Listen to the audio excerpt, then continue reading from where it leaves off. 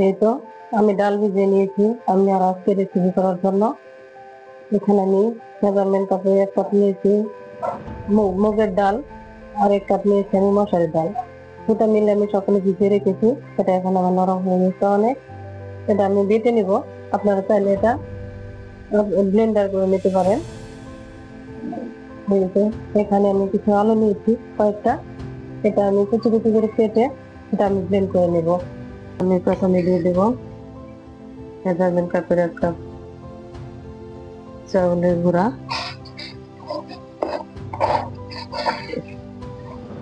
এরপর আমি দিয়ে দেব আরেক কাপ চাউলের গুঁড়া, এরপর দেব আমি কাপ ডাউল বাটা,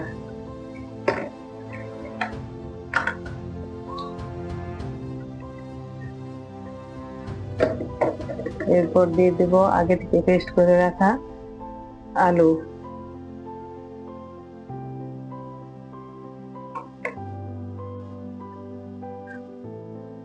এখন দিয়ে দেব আমি মরিচ কুচি, এরপর দেব আমি পেঁয়াজ না দিয়ে আমি পেঁয়াজের পাতাটা দিয়ে দেবো আজকে। দিয়ে দেব একটু মরিচ বাটা,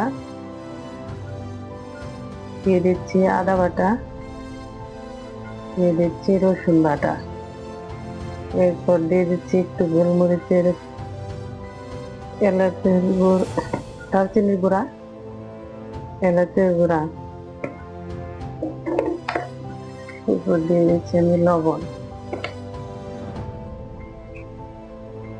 দিয়ে দিচ্ছি হলুদের গুঁড়া, ধনিয়ার গুঁড়া, লাল মরিচের গুঁড়া। সব কিছু এখন আমি ভালো করে মিশিয়ে নিব। একটু পানি দিয়ে একটু করে পানি দেবো আর ভালো করে এটা মিশিয়ে নিব। এই তো সব কিছু সুন্দরভাবে মিশিয়ে নিয়েছি, ভালোভাবে সব কিছু মিশিয়ে নিয়েছি। এখানে আমি দিয়ে দেবো একটু ধনিয়া সবজি পাতা দিয়ে মিশিয়ে পরবর্তী স্টেপে চলে যাব। এই তো পেস্ট করে রাখা আলু, চাউলের গুঁড়ি, ডাল বাটা সব কিছু সুন্দরভাবে মিশিয়ে নিয়েছি। এখন আমি কড়াইতে তেল দিয়ে দিয়েছি, হালকা করে তেলটা ভালো করে ব্রাশ করে নেব। এরপর আমি কড়াইয়ের মাঝখানে একটু একটু করে ব্যাটারটা দিয়ে দেব, একদম কম করে দিয়ে দেব। এটাকে যেমন মচমচে হয় খেতে অনেক মজা হয়।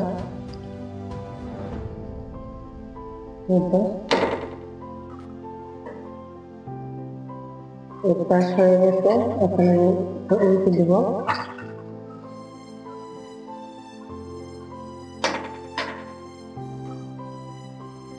এই তো পিঠাটা দেখে কত সুন্দর হয়েছে, দেখতে যেমন সুন্দর খেতেও তেমন মজা, দেখতে অনেক লোভনীয় লাগছে।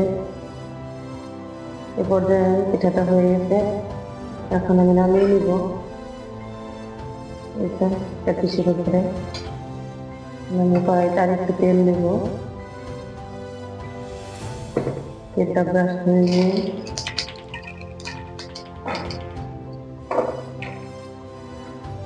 আরেকটা পিঠা দিয়ে দেব।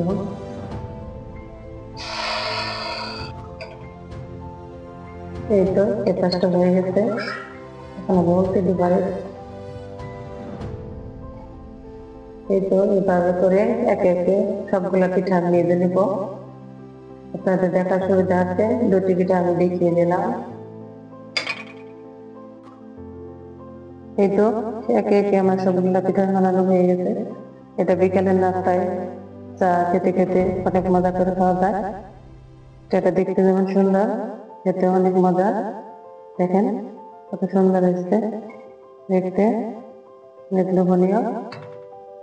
এই তো সবগুলো পিঠা হয়ে গেছে। আজকের মতো এখানে বিদায়। আসসালামু আলাইকুম।